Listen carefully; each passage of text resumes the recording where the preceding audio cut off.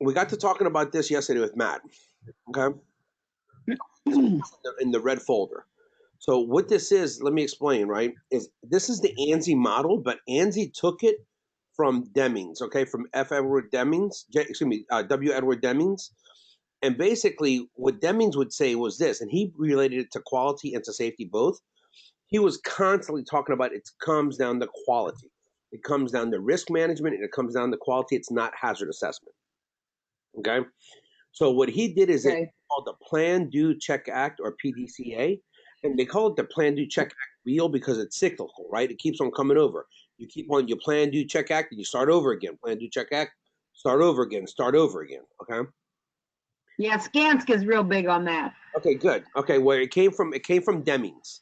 Okay. Okay. And Okay. and that's where ANSI took it from, and Skanska's following that model. Okay, and this is what in the end, this is what ANSI says, because this is all part of ISO, right? It's all part of the International Standards Organization. Like I told you, Matt, 9,000 is quality, right? 14,000 is environmental, 45,000 now is safety. Okay, this replaced the old 18,000 standard. So the OSAS 18,000 standard. So what it says at the end is this: is that regardless of the organization, right? Regardless of what's excuse me, I'm sorry. Let me pull that back up. So regardless of what size it is, okay, regardless of what size it is, everything should flow the same. Okay, and I'm going to tell you a word. I'm going to use a word that I didn't use with Matt yesterday, Shelly, and it's scalable, right? That the framework is set up, regardless of whether it's a small, mid-sized, or large company, it should be able to scale. Okay. And we're going to come back to that. And then we were talking about OSHA's mission, right? We agreed that OSHA, that the act was signed in December 1970 and it went into effect 1971, April, correct? Yep. Okay. We also agreed that OSHA's mission is to protect all men and women that work in U.S. jurisdiction, right? Yep. Okay. Yep. And then what does OSHA use? They use the OSHA standards. They use the directives like the CPLs or the field operations manual or the letters of interpretation in order to assure consistent enforcement, right? Same set of rules for every employer. What might change, Matt, is the citation, the penalty. So they might cite your company, they might cite Exxon, and they might cite a little 10-person HVAC company, all for the same citation. All right, Shelly, but the difference is going to be how much they're going to penalize them for. So because a $10,000 penalty might put the smallest company out of business, it might really put a dent in the medium-sized company like y'all, and then Shell, it's going to do pretty much nothing to them. Okay, so basically, OSHA, the citation is the citation. The difference is the penalties, because it often goes on what the penalty is, how egregious it was, and then also the size of the company as well. Okay. We talked about this earlier, Shelly. Are we okay with enough for tomorrow with this? I think so. Okay, so when no specific standard applies, which one is it? Horizontal. Okay, and when there is a specific standard to a specific environment or a specific task, which one is it? Vertical. There you go. That's all I want you to know. Okay. Okay. All right, here are four of the ones that we talked about, definitions. Raynaud's, right? We talked about came from excessive temperatures, and it also came from vibration. And you remember we talked about it, so when you squeeze your hands, or you when it turns white, yeah. And then it's hard for it to come back, right? Yep. All right, so let's talk about this because there's two different whites to the fingers, Matt, or the toes, right? Raynaud's comes from hot and cold, and also from a lot of vibration, like we talked about. But we also have hyperthermia, frostbite. And when frostbite happens, Shelly, you know how when you've been in the pool for too long and then your fingers get pruny? Yep. You know how they get white all over the ends? Yep. Okay, that's called white and waxy. Okay? White and waxy is also one of the first. So Raynaud's, you squeeze it and the blood just leaves the fingers and the palms and it's hard to come back. Okay? Frostbite is one of the first signs of like frostbite is the fingers become and the toes become white and waxy, and then they wind up turning blue because of lack of oxygen because the blood's running back to the torso. And then they turn black, don't they? They turn white, blue, green, gangrene, and then black. Okay, but you don't have to know the colors. Just know that they start white and waxy and black. Okay, but they go Okay. white. Okay, and then because of the cold, right, and the dampness, they go blue because of the lack of oxygen. Green because they've had lack of oxygen for too long. Think about like a bruise, right? When a bruise starts going away, and then black because of frostbite. Yep. Okay. Got it. Okay, good. And then, like I said, Raynaud's is more from vibration and excessive temperatures. All right, we talked about that butamin. We talked about that viscosity. That's the tar. Yep, for tar, right? Yep. Okay, histoplasmosis. We talked about it came from bird droppings and from bird droppings and from bat droppings, right? And from birds and bats, and it basically is a fungus that's in the feces. And what it does is that the illness is called histoplasmosis. Okay, the infection. Does that also include like bites from birds and bats, or no? I don't. Is that something else? I'm going to say that's probably rabies. Okay. Okay. I'm going to say that the bites are probably rabies. I'm going to say that the droppings, okay, are histoplasmosis. Okay. And then anthropometry, right? We talked about the study of the body and the different sizes. Okay, and just think about anthropology, like when they do excavations and stuff, right, for bodies of older civilizations, and then they start telling us about what people's size was, height was, and stuff like that. Okay, we're good with that Got it. for now. Yeah, I'm pretty good. So butamin is tar. It's a type of respiratory infection or what? Yeah, lung. No, it's that tar that's in the roofing kettle. Yeah. Right. I'm sorry. Butamin. Yeah, butamin's in roofing kettle. You think about histoplasmosis. Yeah. Okay. So butamin is not a is it a health concern? It's a chemical. It's a hydrocarbon. There's always going to be a health concern, but they didn't talk about it. Okay, so butamin is just the chemical itself. We talk more about the flammability of butamin. Okay. Okay. And remember, what do we need? A minimum of a 10B, right? Fire extinguisher, right? 10B. Yeah. B is all right. So I need to go through that. A is for wood and pretty much, I guess, just woods, right? Yeah. Well, combustible. That makes an ash. Cardboard, wood, cardboard, wood, material, like different, just day-to-day materials, paper, stuff like that. Anything that will form an ash when it burns. And B is metal? No, B is anything that comes in a chemical, boom or barrel. Okay. Okay. Or benzene, right? B for benzene, right? Okay. C is for electrical current, for current. Okay. And then D is burning metals. And K is the purple K, which is animal greases and fats. Right. Okay. All right. And remember, we're going to need at least a 10B, right, for flammable at a minimum. Right. Okay. All right. Good deal. You good with it now? You comfortable enough with it? The K is pretty much for kitchen fires.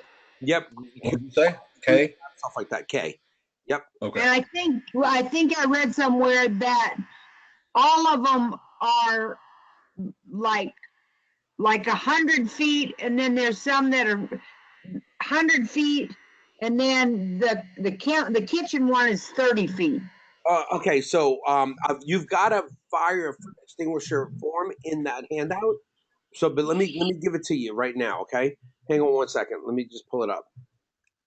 Yeah, that was a good question because I always get hit with that. Is what's the minimum distance of fire extinguisher from hot water? Okay, yeah, I had it on there for you. So let me tell you what it is. Okay, in an A-class fire, A-class is the only one that's different from construction and maritime. Excuse me. The only one that's different from construction in general, I thought. Yeah, well, that's what I'm saying. General A is the only one that's different. Okay, all the others are the same. So So this is the easiest way to remember. And Matt, I'm looking for it right now. See if I can find it for you, man. Let me see. It's A is oh, you know what? I'll tell you what, hang on one second, Matt. Sorry, man. I know exactly where it is. It's gonna be in here. So A class fire extinguisher is for ash, and you have to stay at least right here. Here you go. There you go. There Matt. it is. Okay. Okay, So, screenshot that. I got it. remember, this is a construction exam, right? So you need, this is a 2-pound fire extinguisher. That's that little baby. At least Yeah. one for every 100 linear feet and every 3,000 square feet. Okay.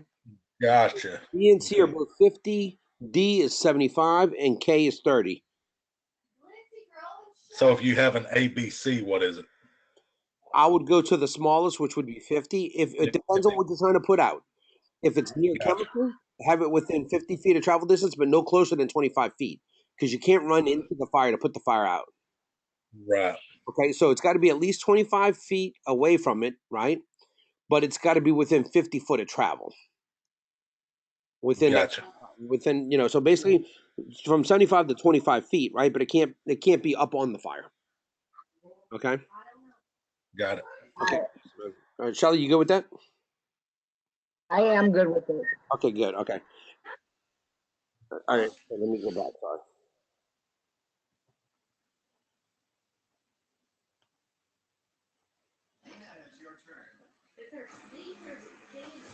All right, Shelly. So here you go. Right. This is what Matt and I were talking about, and I think you and I were talking about it as well. Is that OSHA? This is OSHA's 5 reasons for having to do a JSA. OSHA says it's done day to day. We can do it day to day. If it's something that's more complex, right, or we're doing it for the first time, we should have a procedure at a minimum, but we should also do a JSA. Okay. And this is what Yeah. these are the 5 times that we should always do a JSA. So by habit, we do them all the time, but that's not what the standard says. Okay, it's not even a standard; it's a directive. The directive says with jobs that have the highest risk of injuries and illnesses. Okay, jobs that have the potential to cause severe disabling injuries or illnesses, even if they have no history or previous accidents. So think about there, maybe we're maybe work on an energized equipment. Perfect example, right? Like an energized panel. All right. Jobs also in which one simple error could lead to severe accident or injury. But see, on that one, that's why maybe we do most of the time do it daily. That's the. I mean, I know it's not a severe, maybe it's not severe, but there could be an accident. I have people in safety and employers constantly tell me we do one every day because every job is different. I totally get it, but for test purposes, you don't want to put that it's done every day. You want to, it's one of these 5 reasons. Right. Okay, so jobs in which one simple human error could be severe. Also, jobs that are new to the operation or have undergone changes of the process or procedure. Okay, and then jobs complex enough to require written instructions. So if we have any of those 5, we absolutely need a JSA. Anything else is great; it's best practice, but it's not required. Okay. Right. But what's happened is we all know it's almost like it's become our permit to work for that day. Okay. Yep. Okay. We talked about this earlier today, right? This is Yep. the order that I feel, Matt, Shelly, y'all chime in if you feel any differently. This is the order that we should be following, right? The planning process. That's not just safety planning. That's finding out who, for safety, who the contractors are, who the general contractors, subcontractors are, what scope of work's going to be done, the work environment where it's going to be done, when it's going to be done, and starting to figure out what safety measures have to be put in place. But also, it comes from the engineering side, right? For Design plan. I'm sorry. Designing. Oh yeah, absolutely. Planning and Okay. designing, right? So designing a plan, but all the way down to civil engineering, mechanical engineering, right? Electrical engineering, all engineering, all the way down to Matt. It's called the phase 1 and phase 2 assessments, which are the environmental assessments that have to be done on a piece of land before we start excavating as well, to make sure that we're not going over like any Civil War ruins or WW2 ruins or hazardous chemicals that may have been dumped in that area prior, prior to maybe some land ownership and maybe And also Indian mounds and stuff like that. absolutely. Yep. Think We had that, yeah. Yep. Think Cultural sensitive areas. Yep. Think archaeology, right? And think Yeah. archaeology, history, and hazardous chemicals. Yeah, I can tell you right now that this slide right here is probably 10% of the test. Isn't that crazy, man? How it was under our That's nose the whole time? Yeah. Isn't that crazy how it was under our nose the whole damn time, huh? Yeah. Okay, and then after that, Shelly, we need an accident prevention program, competent person inspection programs, training programs, accountability programs, inspection, audit, and observation programs. Okay? Got it. And then policies, expectations, right? Policies of attendance, policies of safety practices, discipline, accountability, okay, all the different policies. And then our procedures. And our procedures, I would include our JSA. Okay, and then permits, right? So, and permits, I would include our JSA again. And then what's left last? PPE. And all of this, we first try to, do we agree? We first try to eliminate the hazard, and if we can't eliminate it, and then we control it. So Right? if they ask a question basically along the lines of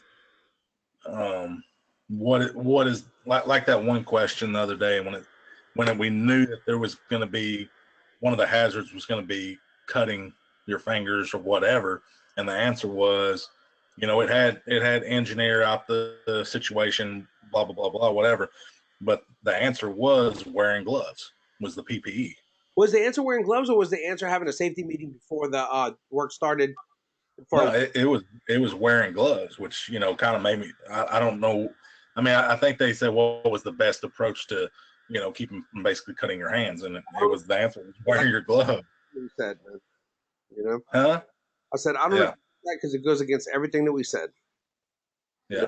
So yeah. Well, let's put it this: it goes against everything that we saw a trend for. Yeah. Right. So but I get it, but I still think it's I still think it's ultimately important to have a safety meeting before we even start the work. Right. So yeah, because we're kind of already assuming you're going to be wearing your glove. Yep, and not only that, it's always should be the last answer too, right?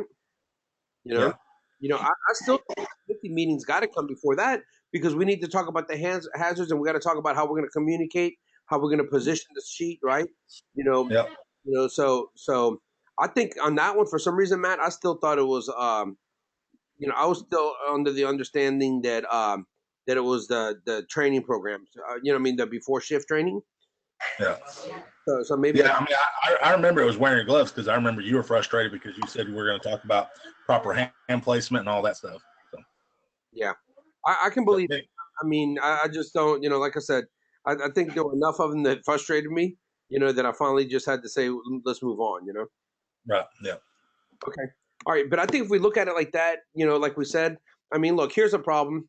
Every single question may be a little bit different. And I think we just have to go with our due diligence of what we think is best, right? Or maybe try to think, like we said, in the, more in the theoretical sense than the actual sense. But that in that question, the actual sense got us. So okay, y'all. Okay, so like I said, just keep on.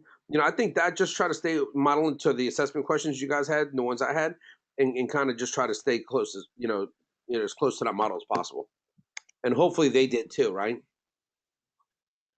Shelly, we talked about key performance indicators. All right, KPIs. All right. Yeah, the leading are ones that are being proactive before, and then the lagging is the ones that are afterwards, and then you have to assess. Is that not correct? Yeah, absolutely correct. Some people try to say that because you've had these issues before, they were going to happen again, but it doesn't matter. It's still a lagging indicator. Okay, they judge us on them now to foresee the future, so they treat them like a leading indicator, but in essence, they're still a lagging indicator. So just keep exactly what you just said, and Matt, exactly what she said for test purposes is the way I'd keep it, man. Okay, and then I'm going to say this is that when a company wants these right here, our planning, our programs, our policies, procedures, permits, and PPE, list of PPE that we're going to use, those are leading indicators. Okay. When they want our OSHA log, when they want our EMR number, right, and a list of any accidents or property damage we've had, those are lagging indicators. Okay? Got it. And these 6 Ps include training programs and competent person inspections and accident prevention programs. Okay? Okay. And then remember this, y'all, like we talked about, leading indicators, right? Frequent and competent inspections, it's a leading indicator, right? It's the foundation to our safety programs, right? An audit, right? It's a leading indicator. That is the quantifying of that, whether our program, if we're following it or not. Okay, so remember those two, right? That an audit, we're verifying. Inspections are the key to the safety program. That accident prevention program and employee training. Okay. So the lagging on like inspections and audits would be an incident. Yep. Incident. Or or a root cause, or an incident accident form, or a property damage Absolutely. form, or something like that. Absolutely. So Matt, we're talking about earlier. We're talking about FMEA, right? Failure mode effect analysis. And when we're talking about decision tree, those would be leading indicators because we're trying to prevent it. Root cause analysis is supposed to be lagging, Shelly, if we're doing it after an event. If we're doing it, Yeah, that's what yeah. But if we're doing it before an event, it would be a leading indicator. Because, like I said, there are more and more companies I find that are starting to do them at the front end too. Okay. Okay. So, but if we do them at the front end, they're leading. If we do them at the back end after the injury, illness, fatality, incident, whatever, property damage, they're lagging.